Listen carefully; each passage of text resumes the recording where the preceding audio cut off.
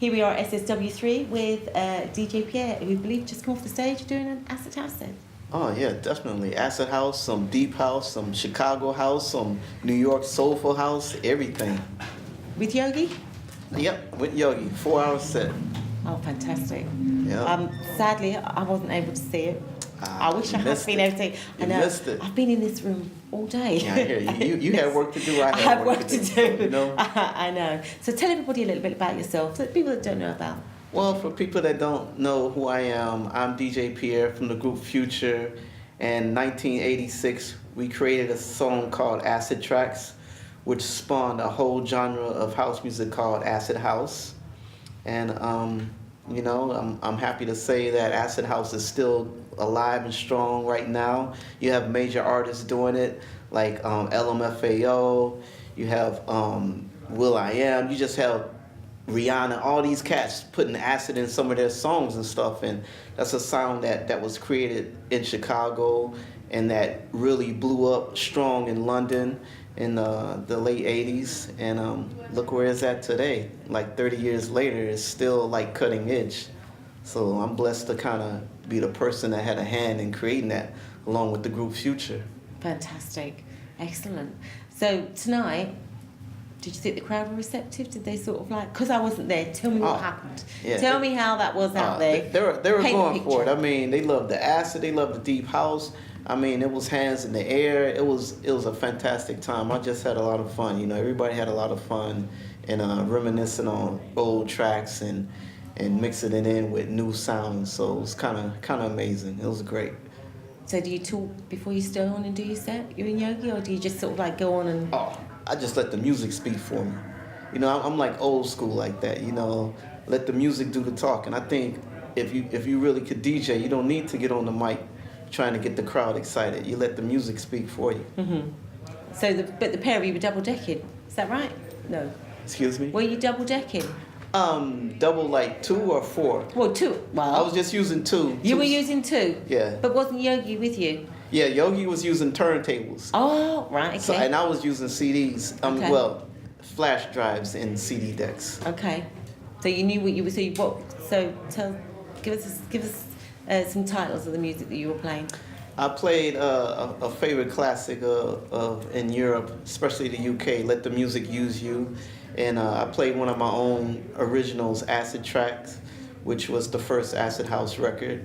And I played a few New York joints, one by Byron Stingley, Penny's, My Piece of Heaven, so that was a good one with David, Morales. David Morales, okay. Yeah. So, right, I was going to ask you a question then, and I'm just like, it's all going to Acid. Where did that name come from? How did you sort of like come up with it? You know, when we made the track, we gave it to one of the most popular DJs in Chicago named Ron Hardy, and he played the track and he made it famous in Chicago. And when the rumors got back to me about this track that Ron Hardy had, they were calling it this track called Acid Track. And we were like, wow, what is that track? Let me hear it. And when I heard it, it was my track. I was like, hold on, that's not Ron Hardy's track, that's my track. And then it's like, oh wow, well they're calling it Acid Track. They're calling it Ron Hardy's Acid Track. I said, well, you know what, we dropped the Ron Hardy. Just call it Acid Track. Because if people already know the name of it, why name it what we originally named it? Just stick with that name. Right. So we called it Acid Tracks, and from that point on, it just spawned a whole new genre. The name was so catchy, you know. Oh, that's just like, that's it. Well, it just happens. One of those situations where something just happens. Yeah, definitely. I mean, the thing is, to be able to, which is the question you may ask, so I'll just go into it. The acid is created by a machine called the 303. And the 303 has been around, it had been around for years before we touched it. But when I had got a hold of it, I liked the texture of the sound.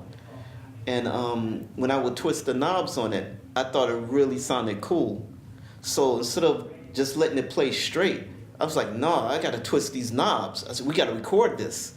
And so I recorded twisting the knobs and stuff. And that's really what made acid.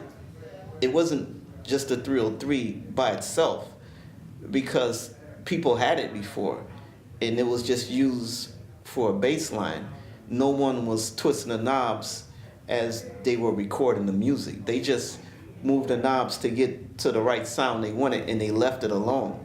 So it was our curiosity and creativity that led to Acid House coming alive, just twisting the knobs and stuff. Sometimes people will say, oh, people used the 303 before you guys. Millions of, well, not millions, it didn't sell that much, but a lot of guys used it before we did, but they used it to make bass lines like a bass guitar. Mm-hmm. So that doesn't mean they were making acid. So once we got it, I twist the knobs, it became acid, the twisting of the knobs, the tweaking of the sound. Now, whether you twist the knobs or not, they call it acid if you're using the 303. But originally, that wasn't what acid was. Well, I'm going to ask you a question because I had a little chat with Spinner, as I know you have as well. Mm-hmm. And when I was talking to him, he said sometimes he dreams in music. Do you do that? Sometimes. The funny thing, though, is when I dream of music, it never sounds as good as the dream. So very seldomly do I use any music that I'm dreaming of. Right. Like, I don't know why it happens that way, for me anyway. I'll come and I'll create, I said, nah, it sounded much better in the dream. So you don't, okay. That's it. Because I was really fascinated by what he was saying, you know. Well, only time it really works is when I'm dreaming of music, but really it's my subconscious thinking of ideas that I had already. Right. You know, I don't get my music from dreams or anything, but many people do. Many people do. So, have you got anything new out there that people can go and buy, or are you working on anything new? Or? Yeah, I'm actually coming out with my first album, my first original album. I've been doing music since '86. Well, I had my first release in '86, but I've never done an album of all original material. I came out with a compilation album had old stuff with a few new joints on it, but basically this will be the first time, and we're pulling out all the stops. I mean, I'm with this record label called Halo Cyan, and I don't want to drop any names right now, but suffice it to say, you're going to be surprised with who I'm working with. And not everyone is going to be underground. Okay. So don't get mad. Don't get mad when you see me work with someone and you're thinking, what's Pierre doing work with that guy? Because you know what? No disrespect, but I feel like everybody is doing their thing, whether they're doing something that may seem commercial or whether they're doing something underground.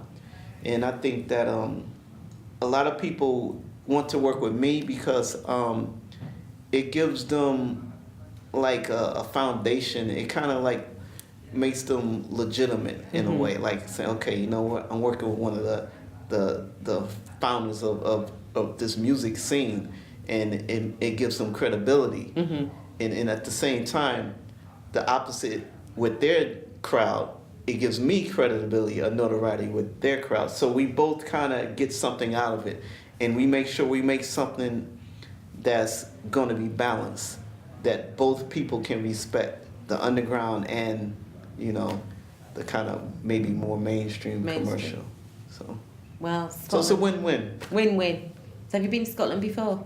Oh yeah, plenty of times. Plenty of times. I've been coming to Scotland for years. Really? I've never been to Dumfries before though. Everybody says that they've never been to Dumfries, but now you've been to Dumfries. Yeah, you know, I kept calling it Dumfries. Oh. I met this guy on the plane, and he said, it was an older gentleman, like maybe about late 50s or 60s, and he said to me, but when you go, don't call it Dumfries, it's Dumfries. Dumfries. So I was like, oh, okay, thanks for the tip. Yes, I think they would have been sort of like, well, I don't know. They might have been okay about it. It's fine, we all say things in different ways. So weekenders, do you like doing weekenders? Is that your thing? Say that again? Do you like doing weekenders? Oh, yeah, no doubt. It was amazing. I mean, this is my first time, and it was a good experience.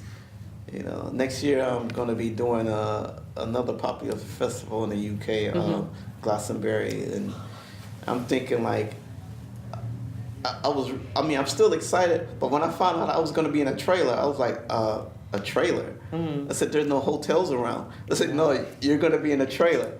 You're lucky. And I was like, okay, well, how about electricity? And bathrooms are running water. We got great showers and all this stuff. I'm like, but it's not in the trailer. I'm like, okay, it's going to be an experience. So looking forward to that. So Glastonbury's big. Yeah, I know. It's big. So that should be a lot of fun. Oh, that would be totally amazing. I think people should do one thing in their lifetime. They should go to Glastonbury. It's not on every year. It's on every other year. But they have so many people, greats. Yeah. There. I mean, Stevie Wonder. Well, I know. It's well balanced, you know, but it has that what do you call it? That Woodstock feel to it. Yeah. Do you know what field you're in? I just hope it doesn't rain. That's what it's all about. You have to have some really good wellies. So you need some Hunter wellies, so you can fit in with the crowd. I think I'm gonna come with my own portable generator. I gotta have some electricity. I mean, especially if I do 2 stages. I might be there 2 different days. I mean, I gotta have my cell phone. I gotta have Wi-Fi. I mean, I'm too used to the world as it is today. Oh, you will. Used to my amenities, you know. I'm spoiled. I've been doing it so long. I'm spoiled. When I was a kid, just starting out, forget it. I would have went for anything. Really? Well, now I think you'll be surprised. The trailer will probably have good electricity supply, and they'll plug you in. Hey, at least they run extension. If they run extension cord through the window, that's fine. They'll plug you in. I'll deal with it. You'll be fine. Okay. It'll be all cool. And we'll have to look forward to seeing you on the stage at Glastonbury then. Definitely. Hope to see you then. Yes, and you've been here at SSW3, and I want to thank you so much. Oh, you're welcome. For coming Thanks in for and having having a little chat and rocking the decks with Yogi. Yep, no doubt. DJ Pierre, SSW3. You heard it here first. Slamming.